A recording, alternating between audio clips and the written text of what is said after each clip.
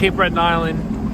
My mom was actually born here, but for about 5 years now, my dad has a piece of land on this lake called Bredor Lakes. Some of the largest, deepest saltwater lakes, definitely in Nova Scotia. Let me check, but I want to say Canada. Anyway, it's beautiful, as you can see. The Sea-Doo, I like to come up here and kind of escape, just spend some time with my dad.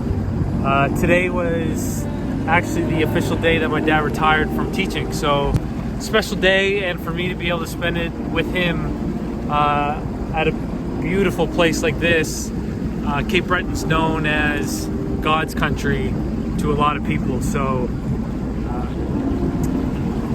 yeah, I'm looking forward to the episode.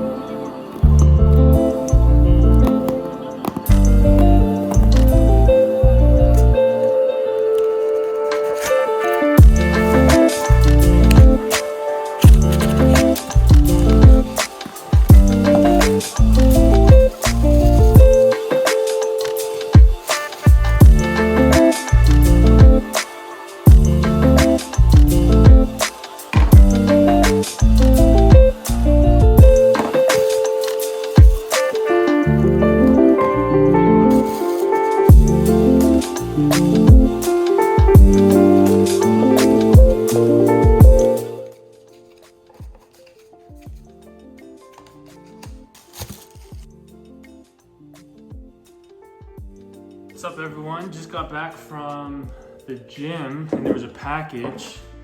It's from Prescott Shea, which is an all-natural cosmetics brand ran by my guy Khalil Prescott. So Khalil and I played basketball together for the Ottawa Phoenix. My guy's hooking it up. So we got Prescott Shea Smooth Skin, which is smelling crazy, and something in here too.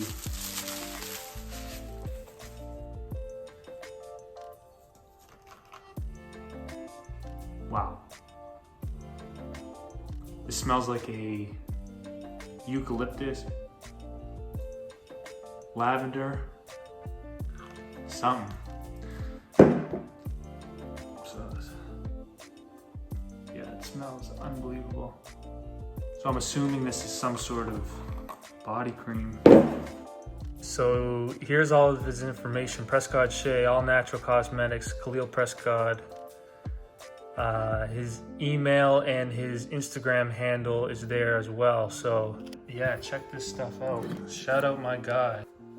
Shout out my guy. I'm 110% gonna be trying this out because it's smelling crazy. So I'm excited. Yo, good looks. And if I can support friends and family, that's gonna be good. So I'll let you guys know how I like it, but make sure you go. I'm popping up his Instagram here. Go follow him, show him some love, and let him know that you saw his company from Undress the Jersey. So good looks, Khalil. Hey everyone, welcome back to another episode of Undress the Stories. This is episode 8. I've been loving this series, and for those of you who are new here, my name is Tristan and I run the platform called Undress the Jersey, which gives athletes an opportunity to share their story. In this series specifically, I go back to the stories that are previously shared on the page, and then I add my 2 cents. So today I'm going to challenge myself to go through these stories a little more quickly because I want to challenge myself to only share the thoughts that come immediately following the story. So without further ado, let's get right into it. So this story is from Tiffany Bordage of the University of Prince Edward Island. Coming from a small village, pretty much in the middle of nowhere in New Brunswick, playing a university level sport was never really something I thought was possible. With 150 kids in the school, our sports team and programs were very limited. From a young age, I was playing minor soccer and never thought I would get anywhere further. With the luck of having the right person there at the right time, a girls' soccer coach noticed me on the field. He invited me to come try out for his team, so I did, and I ended up playing. We got blown out pretty much every game for 3 summers, but I never for 1 second stopped loving the sport. I kept on putting a ton of work into it. Hard work really does pay off. Later on, it gave me the opportunity to represent my province and even Atlantic Canada in some tournaments. Today, I'm a proud UPEI Panther, and I hope everyone realizes that it doesn't matter where you're from, what school you went to, or even what team you played for. If you are dedicated and put forth a lot of effort, success tends to find you. So I want to focus on the last thing that Tiffany said. She said, it doesn't matter what school you go to, what team you play for, or where you're from. If you're good enough and skilled enough, people will find you. Tiffany that's just an example. She came from a no-name town in New Brunswick, a school with only 150 kids. If she can make it to the university level and represent the Atlantic Canada in her province, if you are talented, people will find you. So my biggest piece of advice would be, don't let where you come from be an excuse, because there's thousands of stories of big-time athletes that come from really small towns or cities, and yet they still make it to the big stage, because at the end of the day, it is just all about talent. This just reminds me of the interview that I did with Kaysa Keane, who's a professional basketball player and a member of the senior men's national team. But Kaysa being someone who played both in the States and then most recently for Carleton University, the main message that he's trying to get across is the same as Tiffany's, is that if you're good enough, you'll be able to go anywhere, especially with the internet, the ability to post and contact and email and DM and follow. It just comes down to talent. So I would worry more about getting better and putting in the hours and dedication to fine-tune your skills than going to this school or I need to play on that team against that. No, if you're good enough, you're good enough. Let's get into the next one.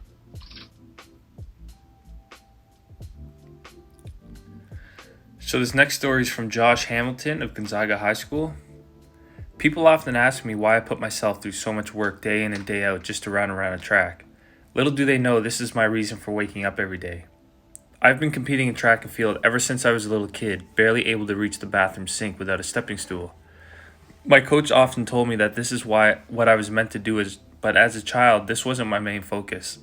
By the time I was 11, I decided that this is what I would stick with as long as my legs could carry me.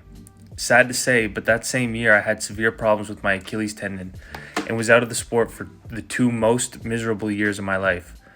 A year later, my coach told me I wasn't fast enough to sprint, so I should stick with jumping, and seeing as he's my coach, I decided he knows best. I performed the worst I had ever performed that year, which left my coach furious and me discouraged. A year later, I moved to Canada and had the best season of my life, where I finished amongst the top athletes in Canada in the 400, 200 meter, and long jump. The best choice I ever made was not giving up, because now my performance is incredible and improving day by day. Here's another example of someone who went through some adversity, didn't give up, and then sees success. It just I know I repeat this and say it all the time, but if you're met with some sort of adversity, you just need to, you can't give up. And listening to myself say that right now, I even say, well, sometimes you do need to step back and reevaluate what you're doing. But to get back to the main message that Josh is trying to say here, or that I want to emphasize, is that you can be told by a ton of people, your coaches, your family, your friends, not to do something. But it just goes back to the fact that if you truly love something and you truly believe in something, you need to keep going after it, because here we are looking at another example of someone who went through some tough times, didn't give up, and now when he looks back, he's happy that he didn't, because of the success that he's now having. So This story was probably shared 2.5, 3 years ago. At the time, Josh was in high school. So it'd be interesting to kind of see, to follow up with Josh to see where he is and how he's been doing since then. So yeah, Josh, thanks for sharing, man. Let's get into the last one. So our last story today is from Rachel Chapman of Acadia University. My rugby team lost their championship game in overtime 2 years in a row before finally beating our rival in my senior year. Winning that title in my last season was a dream come true. What I'm thankful to have found from playing rugby is a feeling of support and unconditional love. When the practice is over, but you stay in the locker room. When you tackle your friend in a drill, but help her up. Being on a team made me feel a part of something. My teammates made me feel safe. My passion for rugby was always truly fueled from the support I received and gave to those girls. Now don't get me wrong, I'll be telling my kids someday all about that championship game we won under the lights that night in October.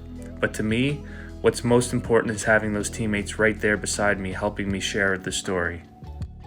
This is what it's all about, and I talk about this a lot, or at least I think about it a lot, is that sports is just so much more than winning or highlights or stats or performing. Like, there's a whole nother side of sports that unless you've been there and you've been on a team, you just don't, like, it's hard to get a true understanding.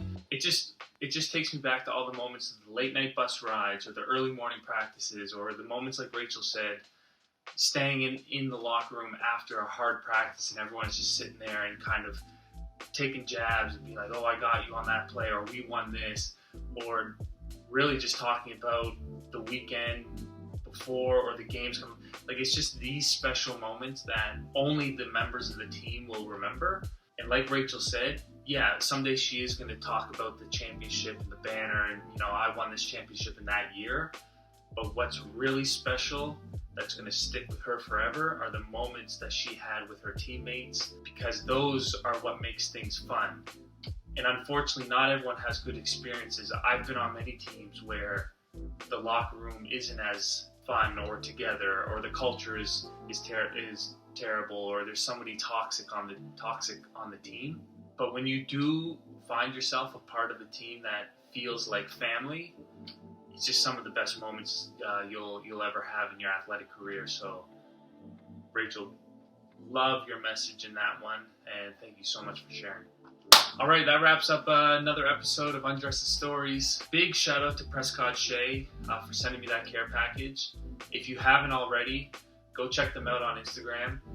It's all natural cosmetics for hair, skin, and all that kind of stuff. So thank you to Khalil for sending me that care package. As you know, hitting that like button below really helps me out. It gets my message across to more people. And if you want to see more, make sure you hit that subscribe button so you don't miss out on any new episodes. I'm Tristan, and I'm signing out. Peace. After another episode, peace. Damn. I'm signing out for another episode. Peace. Okay, I'm gonna get it this time. I'm Tristan, and I'm signing out for another episode. Peace. Bust down Baguettes, I want diamonds. Fangs in my mouth cause I'm shining. Jewelry fake while you lying. All of this capping a virus.